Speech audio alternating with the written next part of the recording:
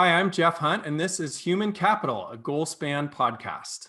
On Human Capital, I get to interview top business thought leaders to uncover the deeply human aspect of work. I am super excited today to introduce my guest, Jason Lauritsen. Jason is a keynote speaker, an author, advisor, a leadership trainer, and he is known by many as an employee engagement and workplace culture expert. Jason holds multiple titles, including What's Next Webcast host and chief content officer, advisory board member for the graduate industrial organizational psychology program at Bellevue University, and founder and lead instructor at the Employee Performance Academy.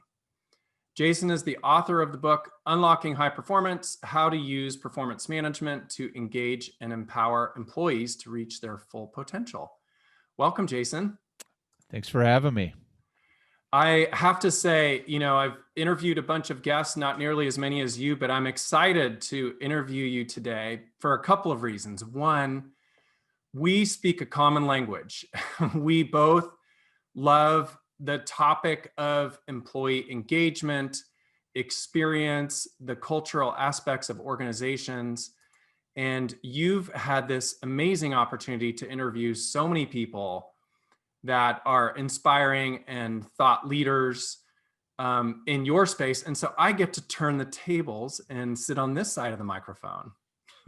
Yeah, no, it's fun for me. I get to do the talking instead of the listening, which is always I am naturally a talker, so this is much easier, I guess, for me. So thank you for that opportunity.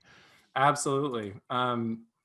So I always like to start our guests out with a common question. Tell us who or what inspired you to go into business and specifically into leadership. Leadership in terms of just taking on leadership roles? Yeah, and I guess I'm speaking of leadership in two different capacities. So formerly in your career as a leader, okay, in a in a leadership role within an organization, and then today as somebody who's really studied this topic and lives and breathes it from a teaching perspective. Sure. Pretty early on, I started trying to, exert influence on the world, to make it better, to do things, to have an impact. And I think early, because of that, because I was willing to do that, I started finding opportunities and experiences that made me curious about leadership, made me curious about how people, behavior, how human behavior worked, how people interacted with each other. And that kind of set me on a path, I think. And I found my way into it. Ironically, though, I didn't find my way to that academically until much later in my life. It was sort of a side thing, but I always kept getting pulled back to it. And I was always somehow involved in my community or involved in, whatever I was nearest to getting involved. And then when I'd get involved, I was also one of those people that, because I'd raised my hand and because I was unafraid of having an opinion, I think I ended up in leadership roles a lot. And so then, by nature of wanting to be effective at that, I started working on myself and trying to learn and getting curious. And so I don't know that, I think it was just hardwired maybe a little bit into my DNA that I didn't really have a choice. Mm-hmm. I have to be very cognizant going into a group. If I'm not willing to lead, I have to be very, very cognizant of that going in, because I know my natural tendency is to exert that kind of influence. And so I think have had a lifelong natural curiosity, and both my business and my life and my study of all of this, I think, sort of grew out of that. Curiosity can be such a powerful transformative trait or value in the topics that we're speaking about. So how to achieve better performance or better culture within an organization or engagement. So I know you've got some great things that you can share with our listening audience about that. So I appreciate you bringing that up. Absolutely. Did that also inspire you to write your book, or tell us a little bit about that journey? Yeah, Unlocking High Performance is my second book. My first book is called Social Gravity. I wrote with a colleague in 2012, Mm-hmm. and I just found that the act of writing books is a really, at least for me, was a really important part of sort of maturing your thinking. I have also, one of my, if it's a Jason-ism or whatever, but one of the things I say all the time in a variety of ways for a variety of contexts is, if it matters, write it down. Because when you write things down, it forces clarity, it removes ambiguity, like it forces you to refine and clarify. And so the act of creating and writing the book was two things. One, it was to help me really bring greater clarity and focus to my work and what I can share, but also to put that in the hands of more people. Hopefully, unlocking high performance in particular was, it honestly was, people say, how long did it take you to write the book? And I'm like, well, it took me about 20 years to write that book, because that book is a culmination of 20 years of experience in the industry, and sort of what I've learned and where I'm at and what I can share with people to help accelerate their impact. And so, Mm-hmm. so that's why that book, it was a great process to get that put down on paper to share. Mm-hmm. I love the concept there too, because, and I'm wondering if you agree with me, but writing it down is key to so much of what we do in organizations, right? Because if we write it down in terms of documented feedback about what's working well and what's not for others, and if we write down our goals in a specific Yep. way, if we write our strategic plan so we clearly understand our vision, our mission, our core values, I mean, wouldn't you Yep. agree that that sort of extends to every aspect of healthy organizations? Like, it's a foundational part of what I teach in management and leadership. And a lot of the times where I first go all in on, if it matters, write it down, is around expectation setting, right? Mm-hmm. Because to me, that's the root. That's where everything falls apart in most management relationships and in most organizations, honestly, is just a lack of clarity about expectations. And writing it down, when it's written down, all of a sudden a lot of clarity disappears, right? No Because you doubt. can't hide when it's down on paper. So yeah, Sure. absolutely, it applies all over the place. What do you think the main reason why that happens? Why do managers or organizations not write it down and clarify these things that are so important? Well, practically, it's hard, Mm-hmm. right? Clarity is hard. And it's also, I think, based on, we have a kind of a built-in assumption that if you're the manager of the team, or if you're the leader, you know what you're doing. There's this sort of burden you carry of knowledge, or you assume you should. And with expectations and that sort of thing, sometimes you don't know, or if you do know, or maybe you don't know, and there's a risk of exposing yourself, and it's risky to put it down, it's risky to put it on paper. And so it's easier to maintain ambiguity, because in that ambiguity, then there's flexibility later, Mm-hmm. right? It leaves you flexibility later as a manager, but it will never ever produce the highest performance out of your team. It just can't. And Mm-hmm. so I think there's a lot of things that contribute to it, but fundamentally, it's not easy. It is a hard thing to do. So I don't mean to oversimplify it, but it's always worth it. Sure.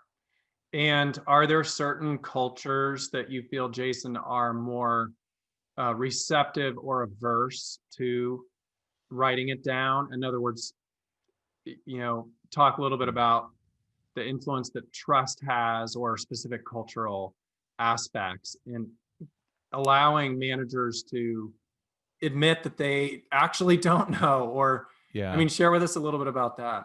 Yeah. Well, I think that's a really good point, Jeff, that oftentimes in this conversation about management, or the conversation about engagement, I think we fail to sort of tease out some of the nuance that lives in these relationships, and we kind of treat it as if it's all one thing. So, one of the things that I see most commonly is these, like, a culture of nice, or a culture of care, which is really important, really important. Like you can have a culture of care or even a culture of trust on some level. Like, well, I trust you. I know you're a good person. I worked in an organization like this where I would call it, I mean, it was a one what it was a benevolent dictatorship, right? It was there was they deeply cared for people and would Hmm. take care of people, but when it came to expressing the things that really mattered from a work perspective, to make work easier, to make work more enjoyable, to make work more productive,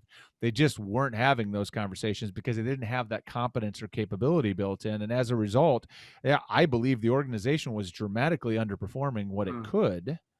But like I said, the niceness compensated for the lack of, it sort of made up for it. And so you end up with we tolerate a lot of mediocrity because that's kind of where we've been, and we don't see the opportunities. And so I think there's a variety of things that can happen as far as cultures, cultures that tend to, through their business, be in the business of writing things down, that be in the business of, that have developed that capability, much easier for them because it's a natural part of their business. I think it's when they're in a business that operates less like that, right?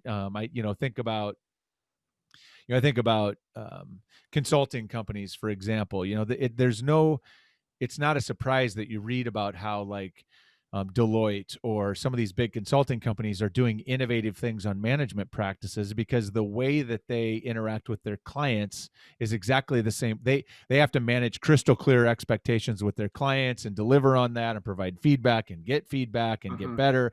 It's the same process, and they can just apply that then to how they show up with their people. Sure. So I mean, I think your business practices can often help or hurt you in that regard. Hmm. Yeah. And if those consulting firms are not drinking their own Kool-Aid, then there's much bigger problems, right? Absolutely. Absolutely. Yeah. And it's interesting because I was reflecting on some of the attributes you were describing as ones that can make a difference. But the core values at my company happen to include curiosity, integrity, resourcefulness, and care. And Mm-hmm. what's interesting, and as I reflect on what you said, Jason, is actually having a culture of nice or care uh, can go hand in hand with one of truth and authenticity, can For it sure. not? It can. Yeah, no, Yeah. they are not.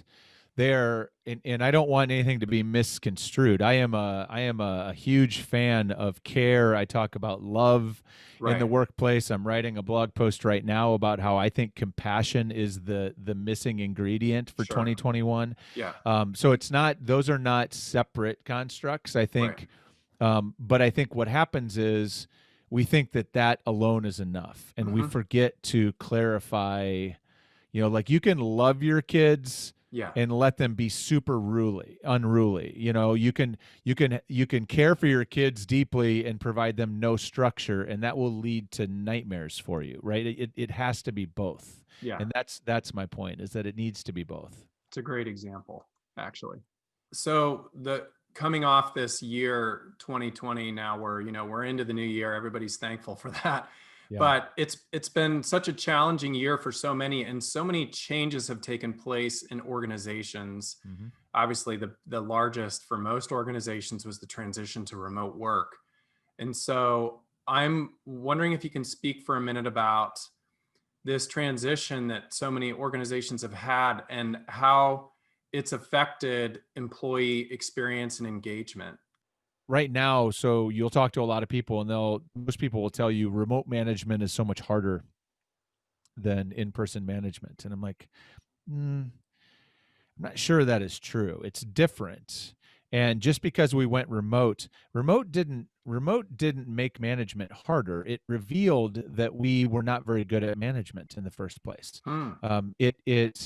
It removed a lot of false positives, Hmm. right? I can't see you sitting in your chair. Therefore, like, me just looking out and seeing you sitting there, I could have counted as management in the past. I don't have that anymore. Or me stopping by your office and saying hi, I don't have that anymore. I don't have all these sort of false indicators that I'm actually managing, that we got when we were together. And so all of a sudden now it's like, well, I don't even know what I'm supposed to be doing as a manager, and suddenly I have to figure that out, or I'm faced with, like, I don't even know what to do. So I think it's helped drive a lot of change in that regard, and that Managers have had to have more conversations with people. That's a win, even if they're not the greatest conversations. Leaders have amplified the amount of communication and the frequency of communication with their organizations. That's a good thing. That's a positive thing in terms of engagement. There's been a lot. I mean, we've seen the rise of, there's more discussion right now going on in organizations about well-being and inclusion. And inclusion hasn't been all about the pandemic. The pandemic has accelerated some of that. But certainly the other things with like George Floyd's killing and all these other things have happened.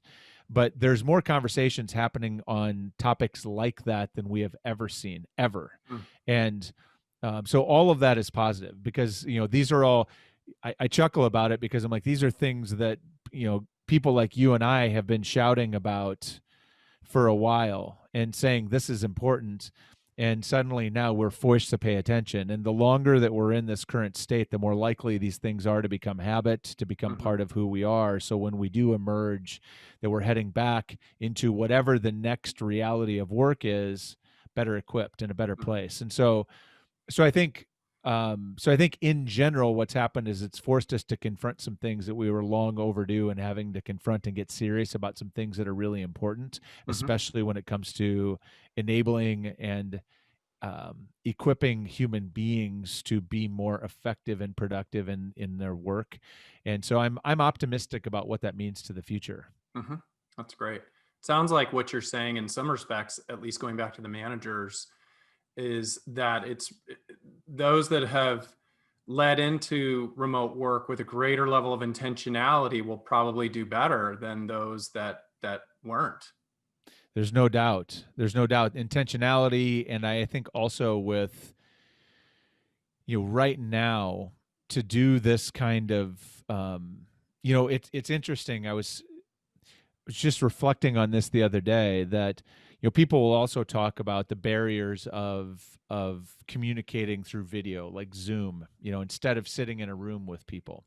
And so like when you're sitting in a room, you can read body language and you can get some things that you don't get in a sort of two-dimensional video conference.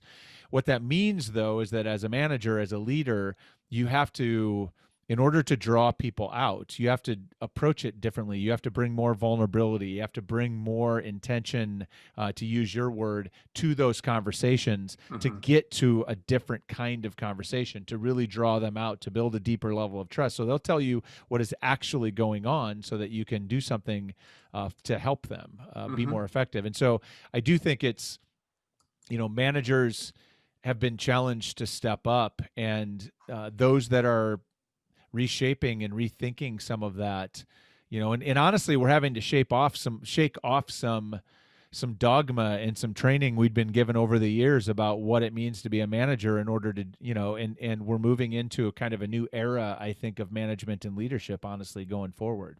At least that's my hope. Yeah, it seems like old school management is don't get too close to your employees. You may have to let them go, or it's avoid those relational connections. Whereas, a much healthier approach is actually what you said earlier. It's having compassion toward people, engaging with them, actually having robust conversations where we get to know them more personally, and then we can support them better, right? Yeah, no doubt. And that's a new, that's, if we're really, really honest about it, that's not only a skill that we don't have at work. That's, there's a lot of people that were never taught how to do that just in general in their life. And so I think one of the frontiers we have as organizations and leaders heading forward is teaching people, especially our managers, how to be in relationship with other human beings more effectively and in a more healthy way.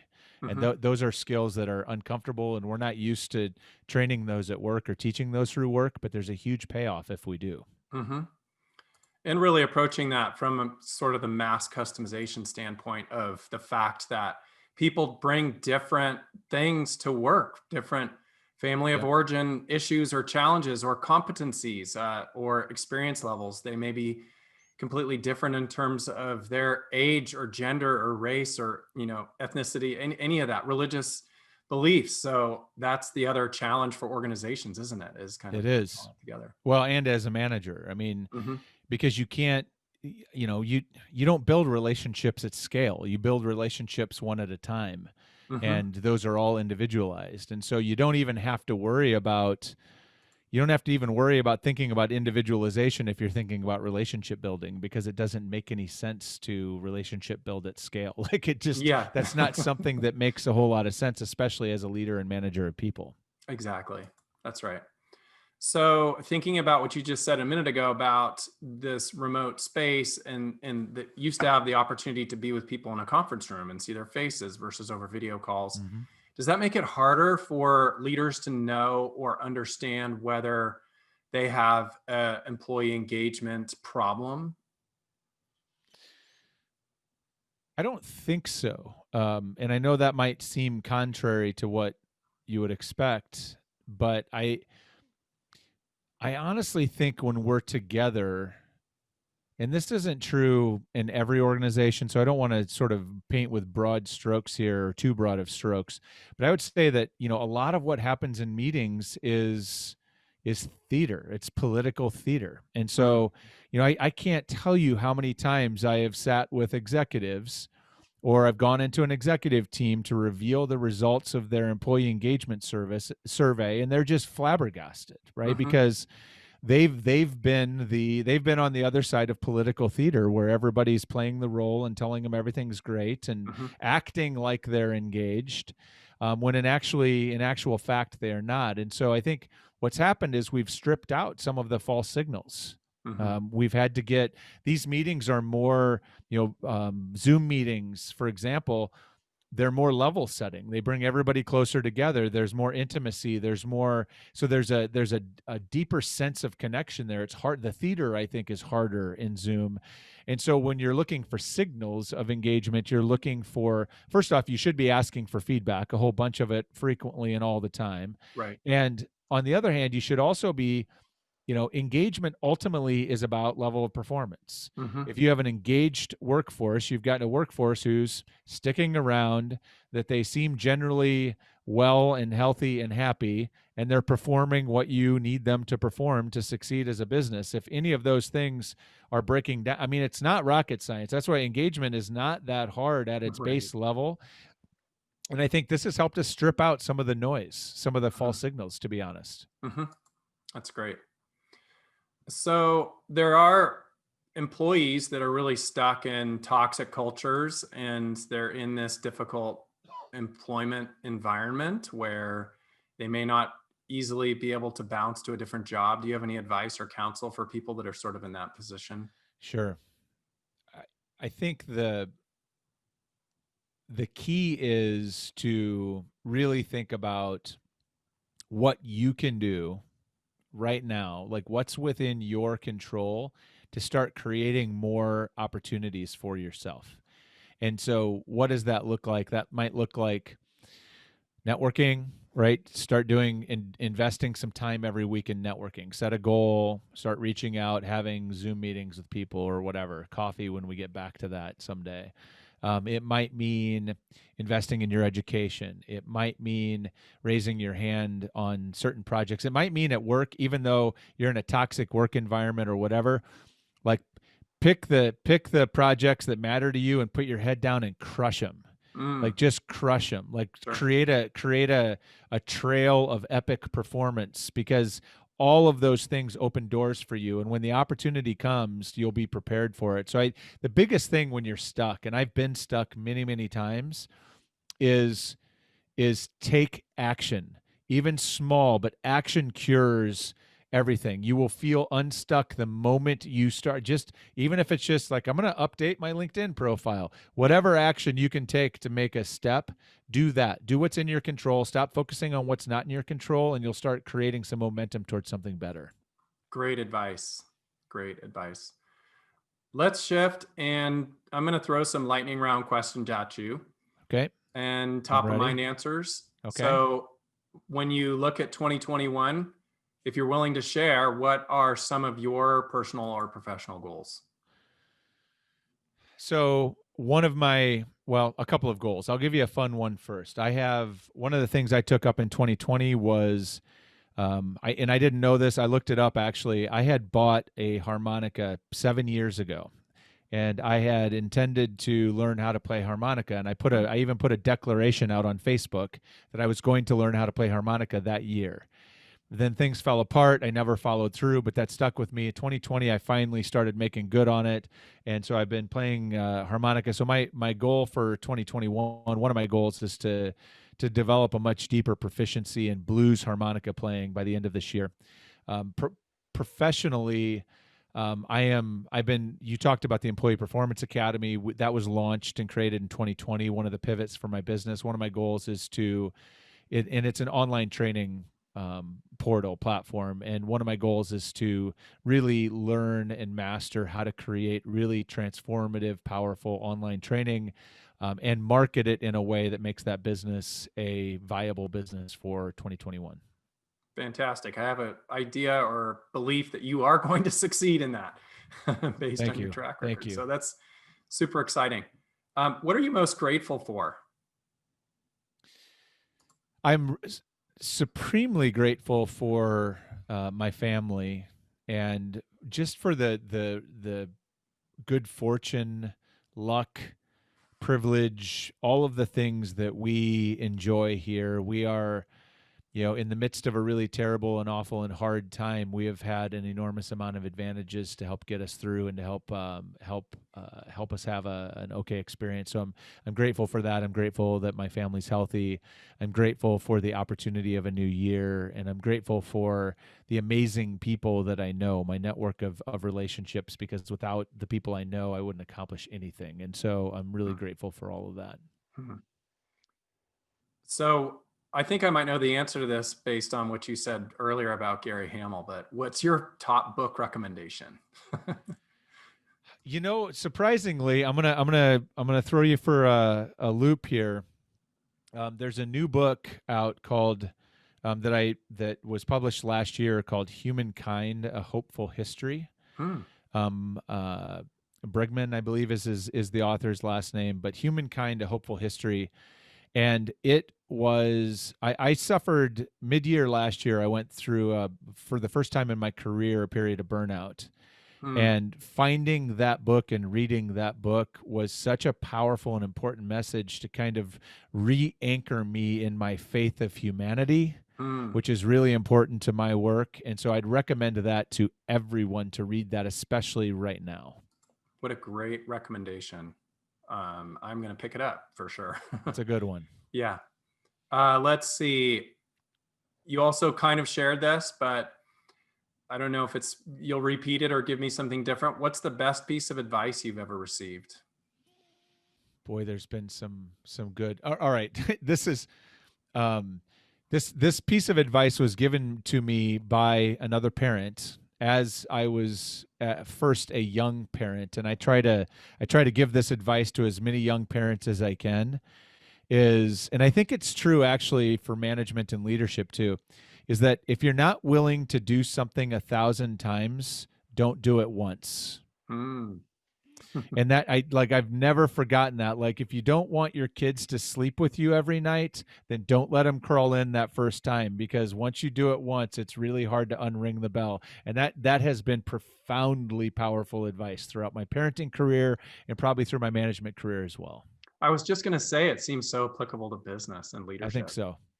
Yeah. You make an exception that you really don't want to make, and then all of a sudden that's the norm. Yep. You're stuck. Yeah, exactly. Okay. And then lastly, what is the single most important thing that you want our human capital listeners to take away from our talk today? Wow. I think compassion. I think that, I really believe that to get through 2021 whole and thriving as organizations and as people, that I'm increasingly convinced that our capacity and skills around compassion for other human beings is going to be what makes the difference. And compassion for me is one of these ideas that I thought I understood until this year. And I started to realize that compassion is, we talk a lot about empathy, and empathy is important and empathy is powerful in the right place, but compassion is about is about our response to suffering and struggle. And it's Mhm. about when you see someone else struggling, is really understanding that, is sort of feeling, it's not unlike empathy. You're not trying to crawl inside of that feeling. You're trying to you feel for them, and Mhm. then you get moved to action to help, right? With an intention to want to help that person to find their way out of that struggle. And I think the more leaders and managers can lean into compassion, stop judging your people for where they are, just recognize that none of us chose to be here, and this is really hard. And so, like, just love your people, figure out where they are, and help them get what they need to get through. And then we can sort it all, the rest of it, out when we get to the other side of this thing. But right now, compassion, I think, is the most important thing that we can be thinking about and working on heading into this year. It's a much more fulfilling way to live anyway, isn't it? It certainly is. For sure. Jason, thank you so much for coming on the show today. I wish you the best of luck in 2021, and we'll all remain hopeful, right? Yeah, we will. We will. Thanks, Jeff. I All right. appreciate it. Great Thanks. conversation. Take care. Okay. Thanks for listening to the show this week. We release a new episode of Human Capital on the first and third Tuesday of each month. I would really like to know what you thought of this episode. Send your comments to humancapital@goalspan.com. Human Capital is produced by Goalspan. Subscribe wherever you get your podcasts, and please share this podcast with your colleagues, team, or friends. Thanks for being human, kind.